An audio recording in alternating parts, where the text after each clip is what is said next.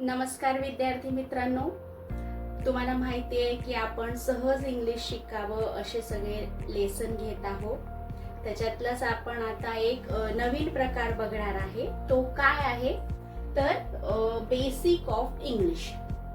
काय आहे त्याचं बेसिक ज्ञान कसं पाहिजे, काय पद्धतीने आपण इंग्लिश शिकताना काय गोष्टी आपण लक्षात घ्यायला पाहिजे, तर त्याच्यातली आता एक पहिली गोष्ट आपण शिकणार आहे.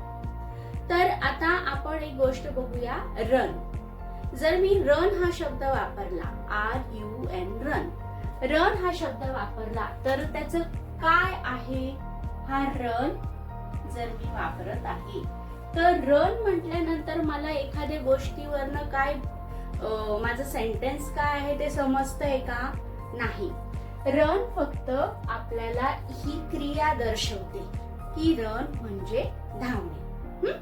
तर आता एवढ्याशा गोष्टीवरनं आपल्याला काही समजतंय का की रन म्हणजे काय, कोण धावतंय, कशासाठी धावतंय, रनचा मीनिंग कुठे येणार आहे, हे सगळं जेव्हा आपण एका सेंटेन्स मध्ये बसवू त्यालाच आपण काय म्हणतो, एक फॉर्मेट मधनं बसवणे. म्हणजे काय तर एखादा वर्ड किंवा एखादं सेंटेन्स, नुसता शब्द हे फक्त इंग्लिश शिकणं असं नाही आहे. कुठला पण वर्ड जेव्हा ग्रॅमॅटिकली सगळ्या फॉर्म्युलेशन मध्ये बसतो तेव्हा त्याचं सेंटेन्स तयार होतं. मग आता आपण ह्या रनला समजा एखाद्या नेमच्या नंतर घेतलं, समजा राहुल, रन. म्हणजे काय झालं, आता इथे दोन प्रकार आले. एक तर इथे आलं नेम आणि दुसरं आलं रन. म्हणजे काय तर एखादी क्रिया दर्शवणारं वाक्य. तर तुमच्या लक्षात आलेलं असेल की सेंटेन्स बनवताना आपल्याला नुसती क्रिया लागत नाही. आता पहिलं आपण काय बघत होतो की रन हा शब्द मी तुम्हाला फळ्यावर लिहून दिला होता. त्याच्यामध्ये तुम्हाला काहीच आयडिया नव्हती की रन म्हणजे काय, तो पळणार आहे का, राहुल पळणार आहे का, तो पळणार आहे का, कोण पळणार आहे, काहीच समजत नव्हतं. म्हणजे मी फक्त एक क्रिया लिहून दिली होती तुम्हाला. म्हणजे क्रियेवरनं आपल्याला समजतंय का की सेंटेन्स कसं बनणार आहे? नाही. म्हणजे सेंटेन्स बनवताना ऍक्शन महत्वाची नसते, तर त्याच्यासाठी कोणीतरी एक हिरो लागतो.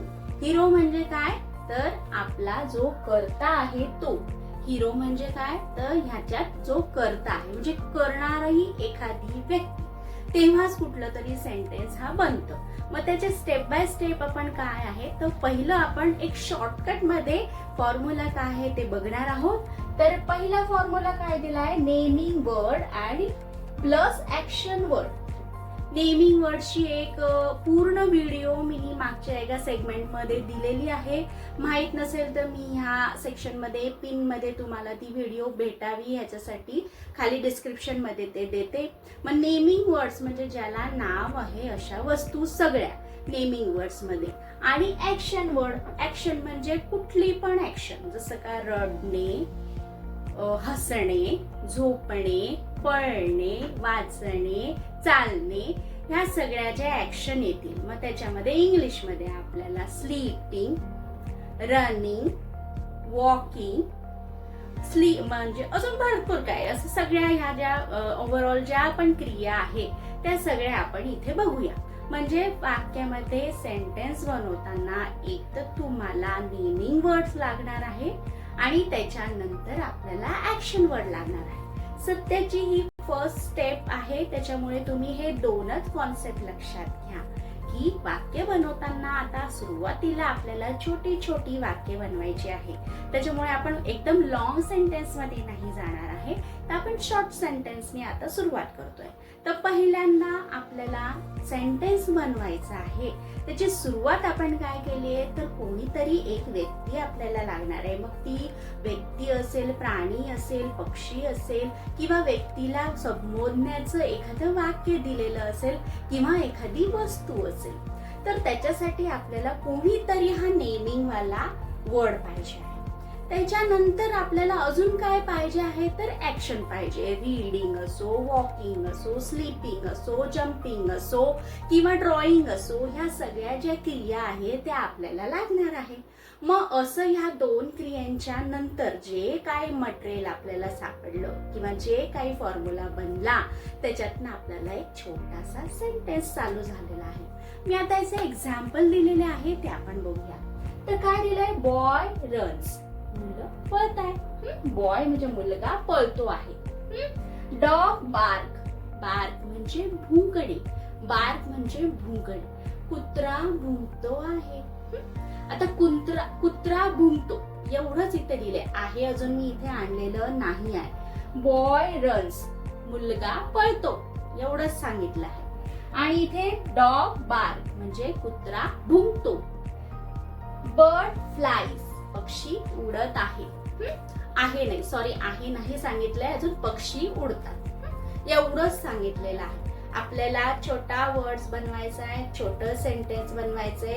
आता स्क्रीनवर मी अशा थोड्या 2 सेंटेन्सचे आपण वाक्य बनवूया. त्याच्यावरनं तुमच्या लक्षात येईल की मी 2 सेंटेन्स घेऊन आपलं काय आहे, आपलं काय सांगणं आहे या कॉन्सेप्ट मध्ये, या लेसन मध्ये, की एखादं नेमिंग वर्ड यायला पाहिजे, वस्तू यायला पाहिजे, प्राणी यायला पाहिजे, एखादी ठिकाण यायला पाहिजे किंवा एखादी वस्तू यायला पाहिजे. ह्याला नेमिंग वर्ड्स म्हणतात. मग ह्या सगळ्या वस्तू येऊन आणि मग त्याच्यासोबत काय यायला पाहिजे की कोणती तरी ऍक्शन यायला पाहिजे. तर मी असे 5-6 सेंटेन्स दिलेले आहे. त्याच्यावरनं तुमच्या लक्षात येणार आहे की हे जो फॉर्म्युला आहे आपला, naming word plus action word, ह्यांना मिळून जे सेंटेन्स बनतंय, हा फॉर्म्युला तुमच्या लक्षात येईल, सेंटेन्स होणार आहे. मी जे सेंटेन्स दिलेली आहे तुम्ही ती पाहिली. आता तुम्हाला काय सेंटेन्स येत असतील तर तुम्ही मला कमेंट सेक्शन मध्ये सांगा. छोटी जी सेंटेन्स आहे ती बनवायचा प्रयत्न करा. काहीच हरकत नाही, कमेंट मध्ये मला वाचायला अतिशय आनंद होईल. त्याच्यामुळे तुम्ही कमेंट सेक्शन मध्ये टाका.